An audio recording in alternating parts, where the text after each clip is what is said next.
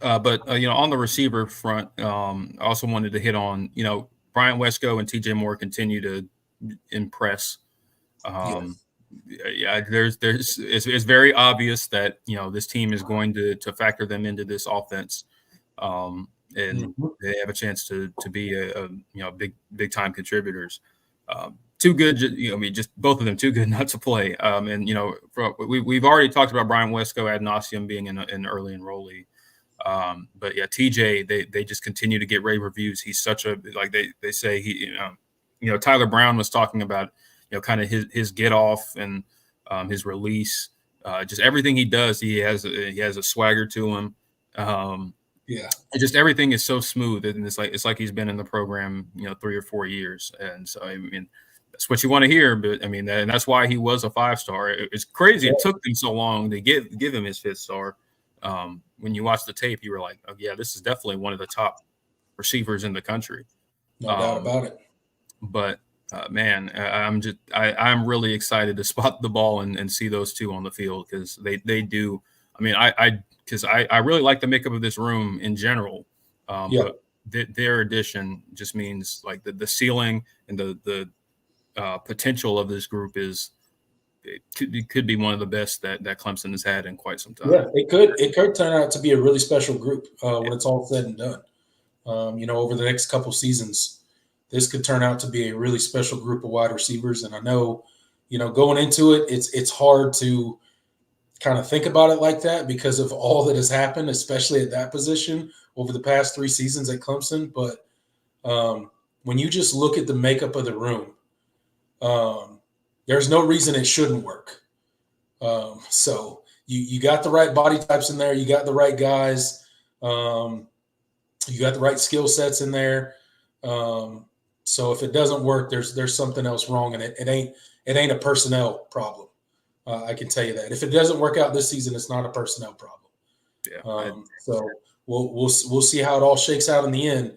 And I'm not saying this is the next coming of Clemson's big push at being big time in the wide receiver, pushing wide receivers in the NFL and all that stuff like we were doing before, wide receiver you if you will.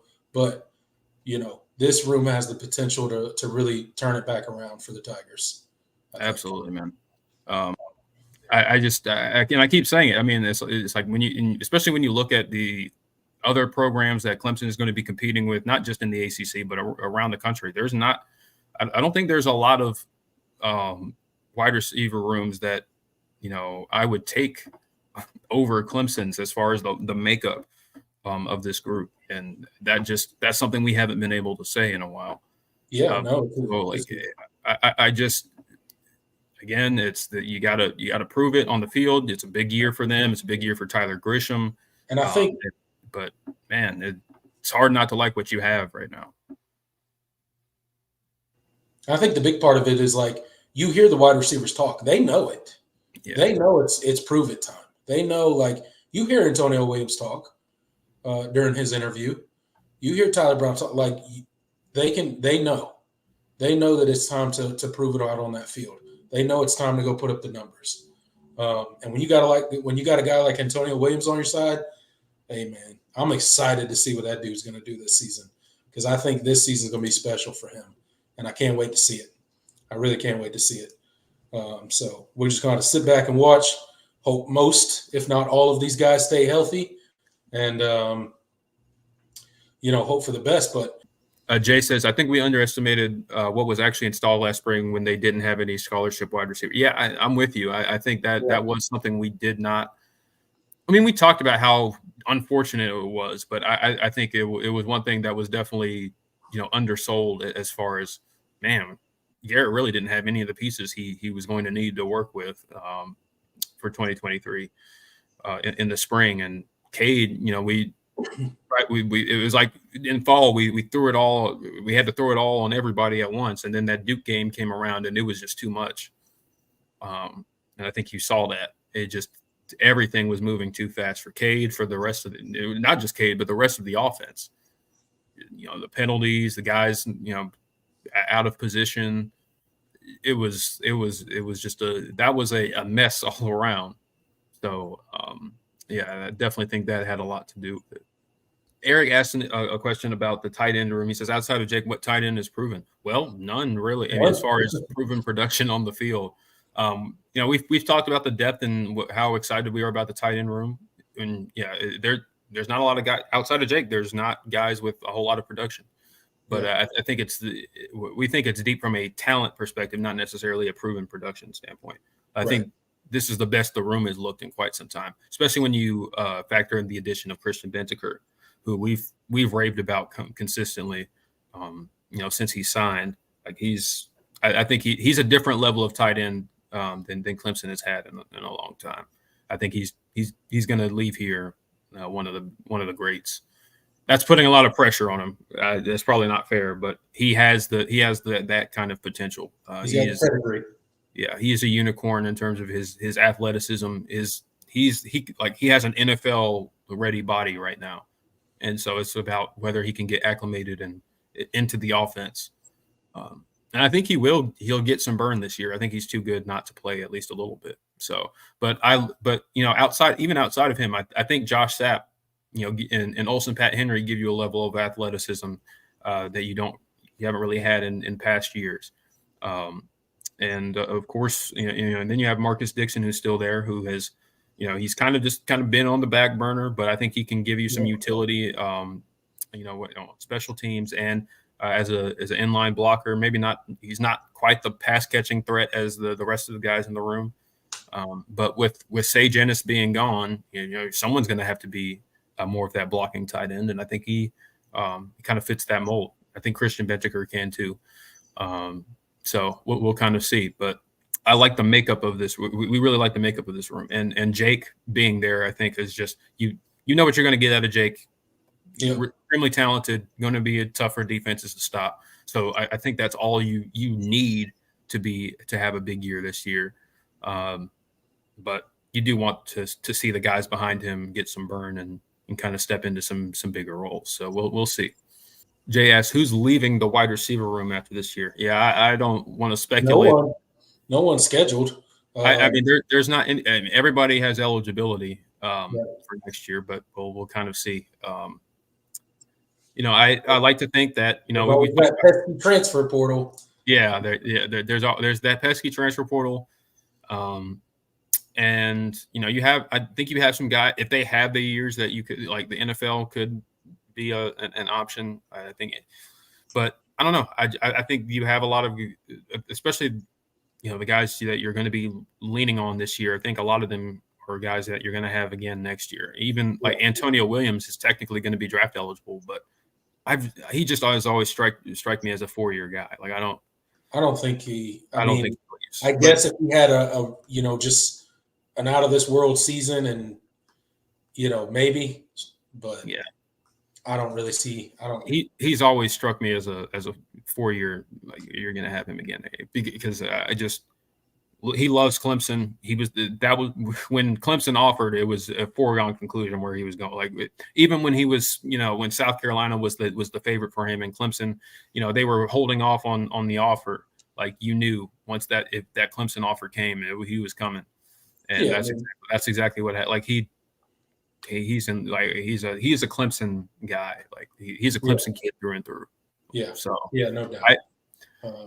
I don't want to, but we don't know. I'm not in his head, but that's just my feel. I've always felt. Come season's in, there will probably be some transfers, particularly at the wide receiver position. Just because of the volume of guys that are there. There'll probably be a couple that'll leave, for more playing time somewhere else, or a better situation, or whatever the case may be. So definitely wouldn't surprise me. There's probably going to be some turnover there. Yeah, but who it's going to be at this point? We thought there was going to be turnover last year, so who knows? But we thought we were going to lose people after the spring. Yeah, in the wide receiver position, we thought there was a possibility that we lose a guy or two, and nobody hit the portal. So, and I think a lot of it's going to. I think how much burn and where Bryant, Wesco, and TJ Moore are sitting after this year will tell a lot, because you have guys who are, you have a couple of true sophomores in Noble Johnson and Ronan Hannafin who are kind of in a weird spot because, you have those two talented true freshmen coming in. Right. And Noble and Ronan really got no burn last year other than, some special teams play and some late game, garbage time. And how much burn are they really going to get this year? Yeah. You just kind of wonder. So, those two are kind of in an interesting spot as far as where things shake out on the depth chart. And there's already so many guys, older guys in the room that just came back. And, between Antonio Williams, Adam Randall, Troy Stellato, Cole Turner, Tyler Brown coming in, as a true freshman, with them. And he was the guy that flashed the most. So they're kind of in a weird spot as far as that'll definitely be something to watch, as the season goes on, and as we get towards the end of the season, there'll certainly be, I would assume, some turnover there. Who it'll be, again, anyone's guess at this point, but there'll probably be some attrition at that position. But again, we're already bringing on two new guys that are already committed in the 2025 class. So we shall see. And what's the scholarship numbers going to look like next year? Is next year going to be the year where everybody's got to be on scholarship that's on the roster? So that is a good question. That's coming eventually in college football too. So, everybody's got to look out for that. Where we're going to, 105 or, plus scholarships. Yeah. So that's going to make all of this so interesting. Yeah. That's going to be one thing I didn't even. That's going to be crazy when that happens. So Ronald says Antonio Williams may succumb to the NIL from another school money talk. No, first of all, it's already happened. And he said, no, like he could have gone to Ole Miss this past offseason. He said no. And from the NIL standpoint, he's being taken care of. So I don't expect that to be something. I mean, I guess you never know, but no. You never say never. Anybody can come in and write any sort of check they want. Yeah. But I think Clemson would do whatever they could to retain him on the roster. He's one of those guys worth retaining because I don't think. And I think he would hope something like that's not something that's happened really too much and at all to Clemson. So, hopefully that's something we can continue to prevent with, recruiting your own roster each and every year and, focusing a lot of those NIL deals on roster retention and stuff like that, like we've done in the past. I'm going to go offensive side of the ball as well, and I'm going to go to the running back room. All right. And this is going to be a depth question as far as how it shakes out after Phil Maffa, right? So right now, as it stands, obviously Phil Maffa, undisputed RB1. Chase, my lights aren't going out. My camera keeps flickering with the lighting, though. I don't know. That's my webcam. That's not my lights in here. You're shutting your power off. Oh, my God. No. That storm is over. And I'm pretty sure I paid my power bill. I think so. But no, that's my camera flickering in and out. But Phil Maffa, obviously RB1, undisputed. No question about it. Easy, right? Now it gets a little sticky with how it's shaken out after Phil Maffa, right? Keith Adams Jr. seems to solidify himself, but he's not really a change of pace guy. He's more of the same style of running back that Phil Maffa is. You got a Jay Haynes in there. You got Eazy-E in there. If you want to take a freshman, a guy like that. So my question is going to focus around Jay Haynes, right? BYOG or sell. Jay Haynes, by season's end, solidifies himself as RB2. I think this is a pretty easy BYOG. I don't want to say pretty easy, but it's a fairly easy BYOG because I do think Keith Adams brings a little bit to the table, but I think Jarvis Green is just a different He's just a different style back, and I think that just lends to more of what Garrett Riley wants to do. To have that kind of dynamic attack. Again, it's Phil Moffa's show, so he's going to get the majority of the carries. But if you want to throw something different, I think Jarvis Green, who we didn't mention, but Jay Haynes, and I forgot to mention because Jarvis Green is limited right now too. So, I think Jay Haynes is, I think he's kind of the logical, and just from what the coaching staff, Dabo and CJ Spiller and the offensive staff, they've talked about it. I mean, they wanted to get him on the field last year, and he just wasn't available. And so, ideally, if he's healthy, he's made I think he's made a lot of strides as far as his body and nutrition. That was one thing they mentioned. He had to get right there. He's made that transformation this offseason. So, I mean, you hope the hope is that he's more durable and he can give you what they tried to get him to be able to give you last year. So, Jay Haynes, RB2 by season's end. Yeah, I'll BYOG for that.